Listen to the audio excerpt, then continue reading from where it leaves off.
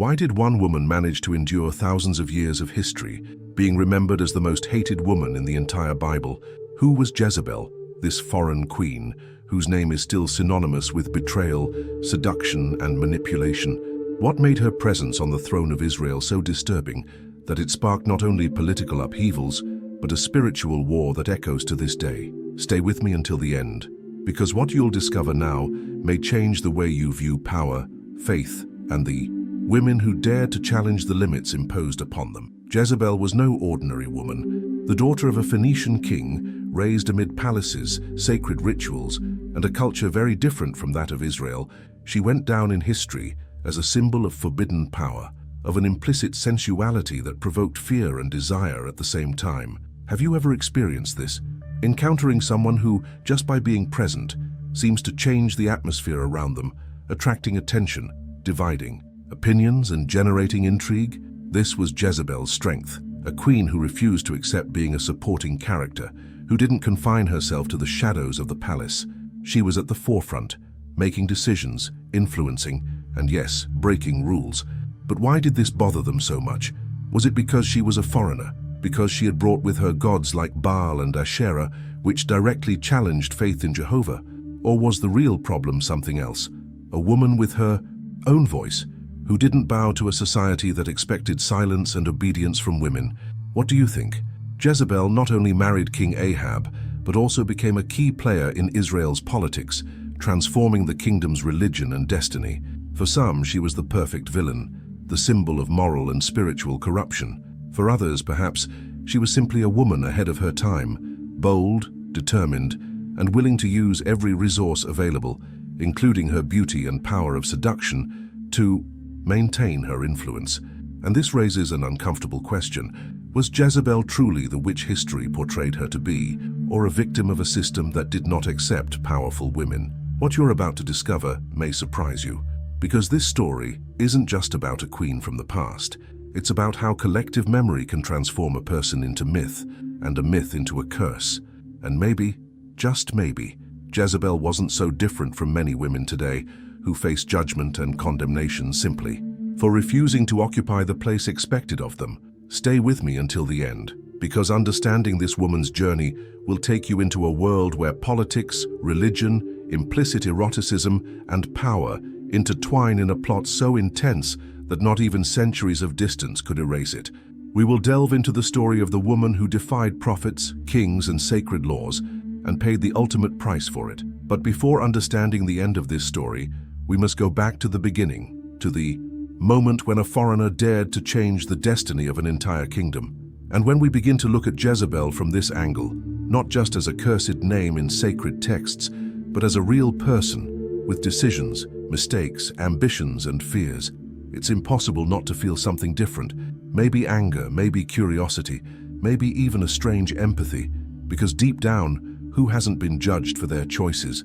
Who hasn't carried a label that seemed bigger than the story itself? If this topic resonates with you, leave a comment below with what's touched you most so far. It could be a feeling, a question, or even a memory of when you felt judged for who you are. I read every comment, and that's what makes this space a living place, a place where we learn together. And look, if you've made it this far, it shows that this content has somehow engaged you. So leave a like now, because it really helps this channel reach more people who also seek to understand these stories without censorship, with all the details that no one usually talks about. And if you want to continue following these discoveries, stories, and provocations that the Bible hides between the lines, subscribe to the channel and turn on notifications.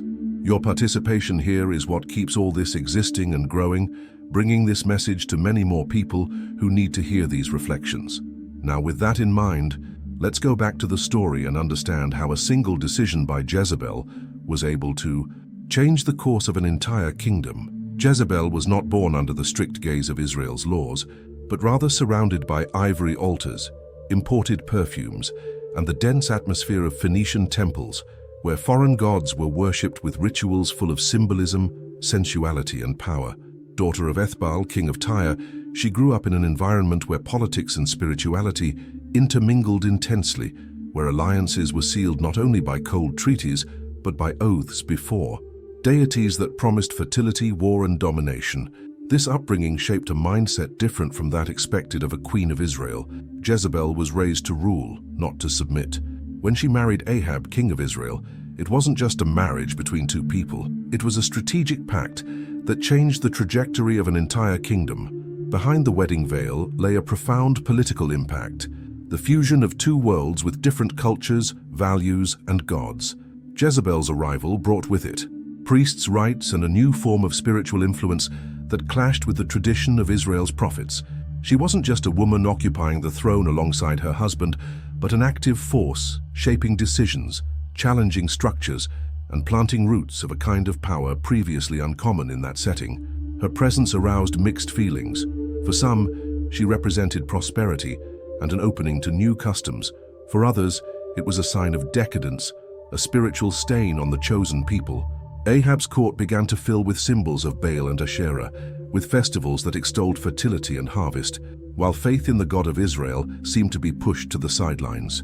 Jezebel, with her firm stance, her eye trained in politics and the seduction of power, came to be seen as someone who ruled not only the palace, but also the heart of decision-making, and it's impossible to ignore how disturbing this feminine power was. In a society built to keep women in restricted roles, Jezebel dared to occupy a dangerous space, that of active leadership and direct influence over the course of an entire people. This boldness was interpreted by many as arrogance, heresy, or even witchcraft, but for her, it was simply the natural extension of her royal upbringing. After all, how could someone raised among Phoenician gods, luxurious harems, and intricate maritime trade networks accept the idea of living quietly within a foreign palace? Now I want to delve even deeper into this subject, because understanding Jezebel goes beyond knowing her biography. It's about exploring a rare mindset for her time, a spirit capable of breaking molds and using every detail, from political alliances to religion, as instruments of transformation. What if the throne were decided between veils and kisses? Have you ever considered that? How much might the silent influence of hidden alliances have shaped Israel's destiny, forever changing its spiritual and political history? Comment below. Hidden. Alliances change everything. Jezebel was not merely a figurehead in a foreign palace, much less an obedient wife molded by the standards of that patriarchal society. She knew exactly how to move the right pieces to secure her influence.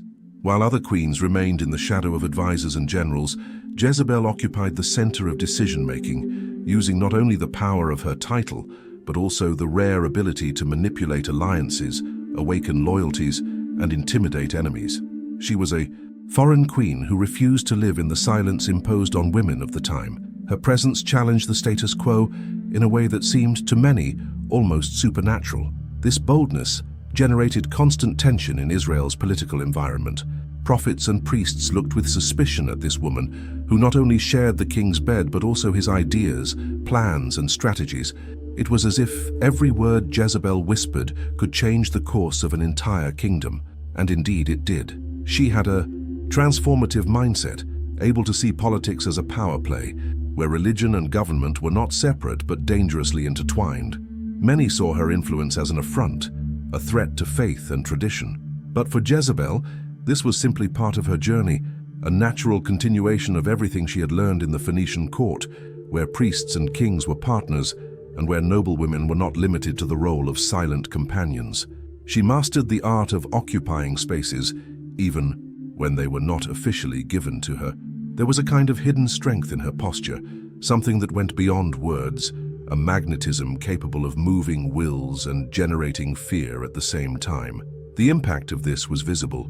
War decisions, temple constructions, changes in the religious landscape, everything seemed to bear a trace of her influence. Jezebel personified the hidden truth of many powerful women throughout history, those who, without their own crown, still ruled.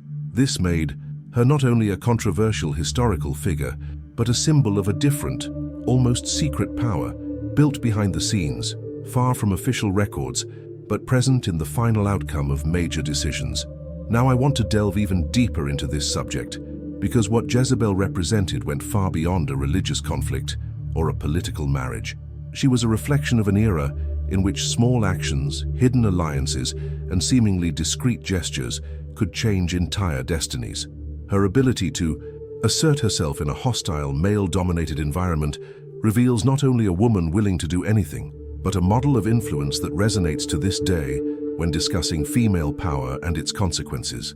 The image of Jezebel has spanned the centuries, imbued with something few biblical figures possess, a blend of seduction, power, and fear. For many, she was not just a foreign queen, she was the symbol of an implicit eroticism, a taboo that society at the time didn't know how to handle. While other women were remembered for their devotion, motherhood, or silence, Jezebel was remembered for the boldness with which she occupied forbidden spaces. And this went beyond political or religious decisions. It was in the way her presence was described, imposing, attractive, and dangerous. The scriptures don't detail her every gesture or word, but the records hint at a woman who used her beauty and authority as strategic weapons. This idea of a queen who influenced kings, manipulated alliances, and simultaneously broke standards of female behavior had a profound impact on the collective psyche of the time. A woman who not only dared to speak, but also directed the destiny of a kingdom, aroused both desire and hatred. It was as if her every step carried a hidden truth, that female power, when unleashed, was seen as a threat. Imagine the shock of a society accustomed to seeing women behind the scenes, confined to the sidelines, suddenly being confronted with someone who made decisions in the open, and not just anyone, but a woman who came from a different culture, bringing with her values and symbols charged with ritual sensuality. The fertility and prosperity cults to foreign gods that Jezebel supported contained elements considered obscene in Israelite tradition. This increased tension, fueled rumors, and in a sense, transformed her image into something almost mythical, a queen who not only ruled, but defied unwritten laws about what was acceptable for a woman. And here's an uncomfortable revelation. Perhaps Jezebel wasn't so different from other powerful women whom history has erased or distorted. Perhaps her transgression wasn't evil per se, but the fact that she didn't fit the mold those in power wanted to impose. An autonomous female mindset, capable of questioning traditions and using her own image as a political tool, wasn't just bold, it was dangerous for those who feared losing their place. That's why she became a negative legend, not just a person, but a warning, a symbol used to control other women for generations. Now I want to delve even deeper into this subject, because understanding the weight of this symbolic construction leads us to reflect on how female sensuality has historically been used as a weapon and a curse, as a means of advancement and as a justification for cruel condemnations. Jezebel became an extreme example of this dynamic, simultaneously desired and feared, silently exalted and publicly attacked, bearing the mark of a power that most dared not admit, but which no one could ignore. Jezebel not only brought new customs to Israel, she brought new gods, new rites, and a worldview that challenged the entire spiritual fabric of that people. The worship of Baal and Asherah, common in her homeland, was seen not only as a different religion, but as a direct affront to the God of Israel. And Jezebel made no attempt to disguise her devotion. On the contrary, she built altars, appointed priests, and financed religious practices that profoundly shocked the Hebrew prophets. It was as if suddenly a new mentality had infiltrated the heart of Israel, a call to fertility, to abundant harvests, and rites that mixed politics and sensuality with sacrifices and ritualistic dances. This created explosive tension. The prophets of Israel not only disapproved of what they saw, but they saw in Jezebel the very embodiment of spiritual corruption. And she was not content to be criticized. Jezebel fought back. Many prophets were persecuted, silenced, or killed under her orders, in an attempt to consolidate the spiritual dominance she sought to establish. For her, it was a matter of cultural transformation. The kingdom of Israel needed to align with the vision of power she had held since childhood, where religion and authority were inseparable. It was in this setting that one of the most intense confrontations in the Bible arose, the clash between Elijah and the prophets of Baal on Mount Carmel. On one side, hundreds of prophets summoned fire from their gods. On the other, Elijah alone, representing the God of Israel. The outcome of this confrontation would become a landmark. Fire descended from heaven onto Elijah's altar, and the sacred narrative transformed this episode into an indisputable victory of the Hebrew God over foreign idols. But behind the spectacle lay something deeper, a clash of mentalities, a conflict between ancestral traditions, and a bold attempt to rewrite the spiritual identity of a people. Now I want to delve even deeper into this subject, because Jezebel's story isn't just about idolatry and prophecy, it's about how power and religion intertwine and shape the destiny of entire nations. When a queen challenges the very spiritual foundation of a people, she's not just changing rituals, but touching the very core of what gives meaning to people's lives. And it's precisely there that the greatest fears, the greatest reactions, and the most unexpected alliances arise.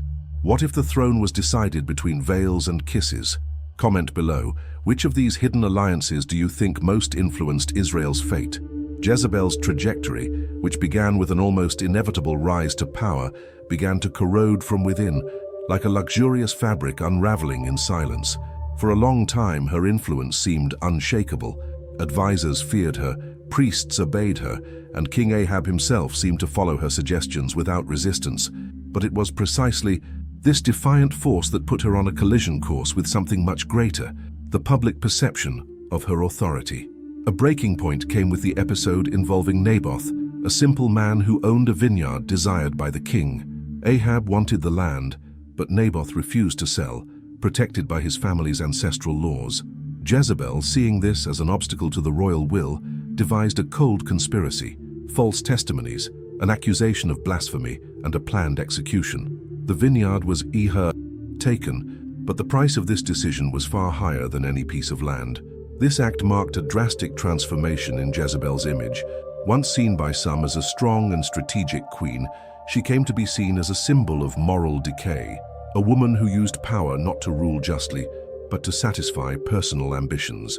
It was as if, in that instant, the hidden truth of her leadership had been exposed before the entire kingdom. The mentality that had once fascinated now generated fear and repulsion. And when public opinion shifts, it moves like an unstoppable tide. Wars began to pile up, and each defeat of the kingdom seemed to echo as a judgment against the royal couple's leadership style.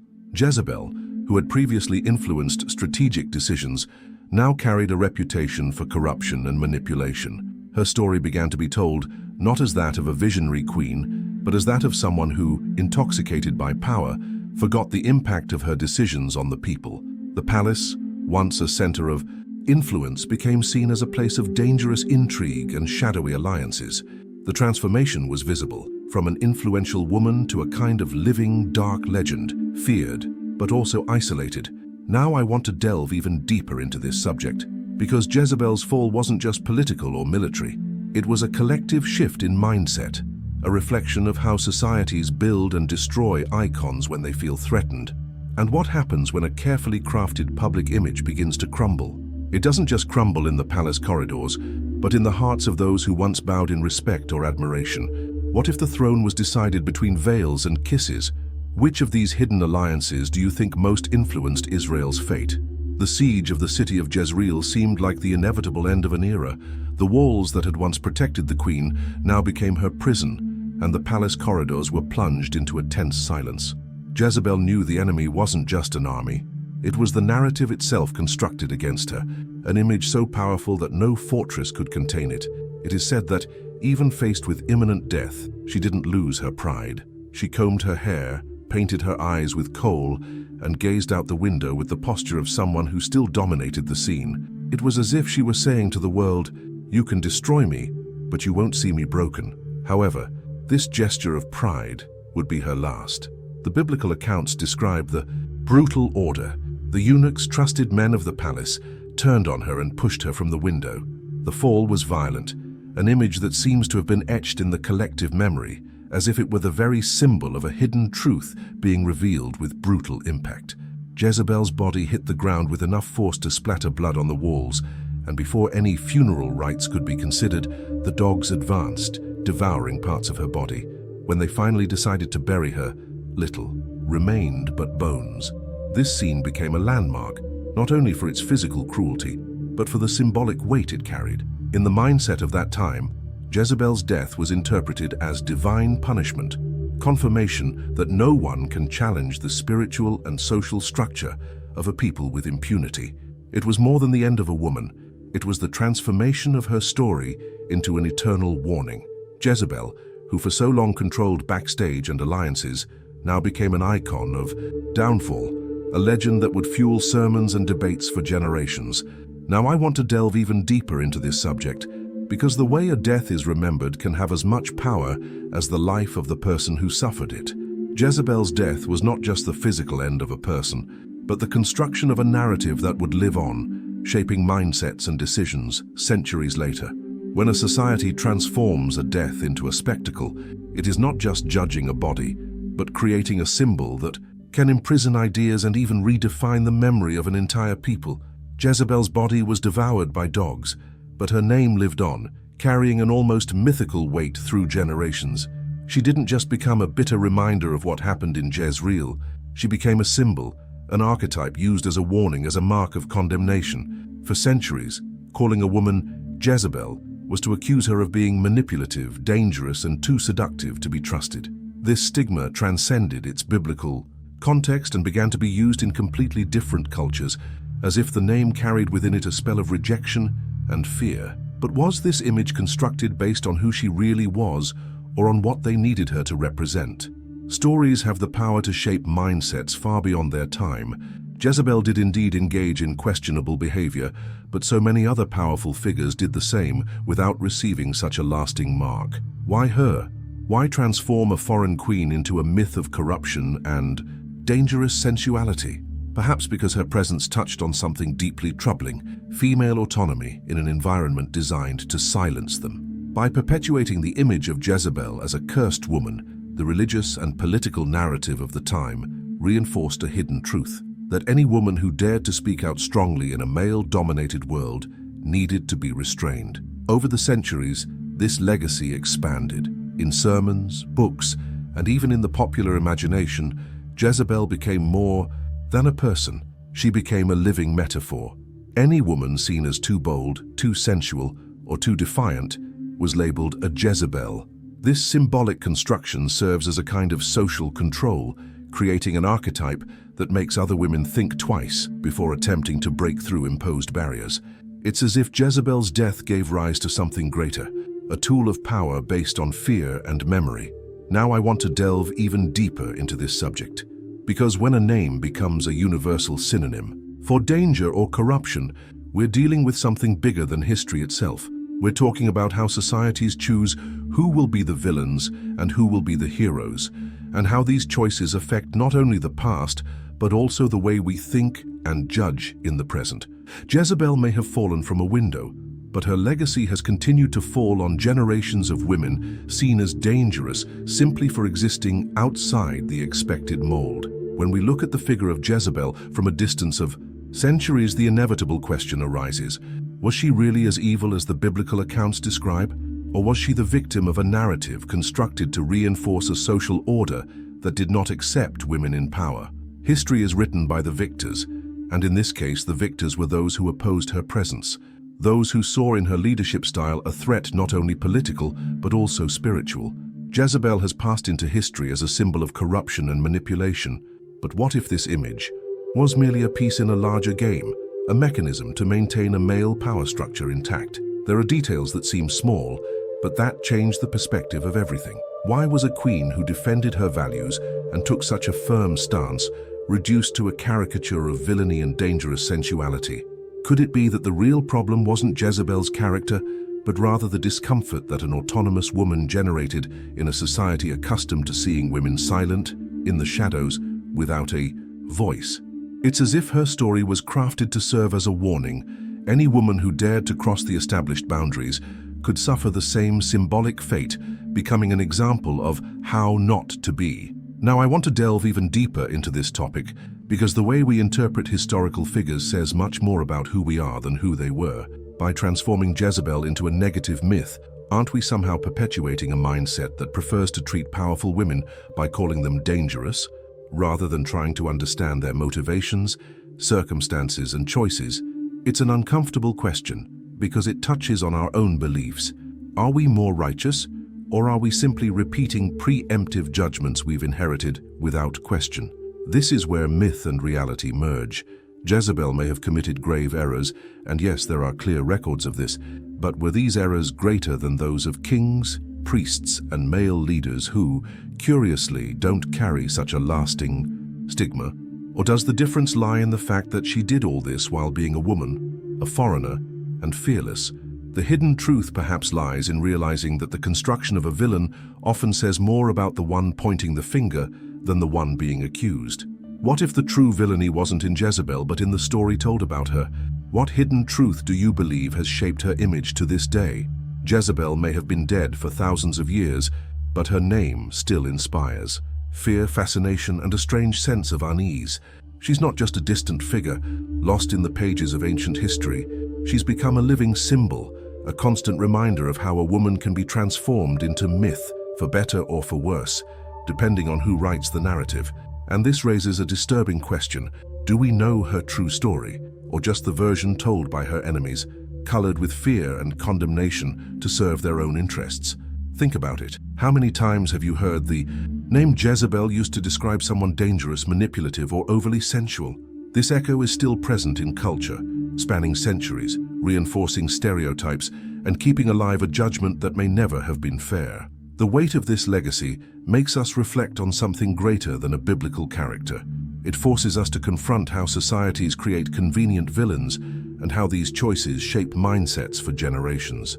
Jezebel, in a way, lives on because the memory of her image still serves a purpose: to control, limit, and warn. Now I want to delve even deeper into this subject, because this story touches us in a very contemporary way.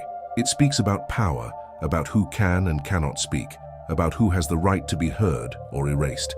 It speaks about social transformation, about collective fears disguised as morality, and about how the truth can be fragmented until it seems completely different from what actually happened. And above all, it speaks about us, about how we judge people who defy standards, especially when those people are women who refuse to remain silent. If you've made it this far, it means this story has somehow captivated you, moved you. So tell me something. Write in the comments, I made it to the end because I want the truth behind the story. I want to see how many people are truly willing to question the pre-made versions the story has given us.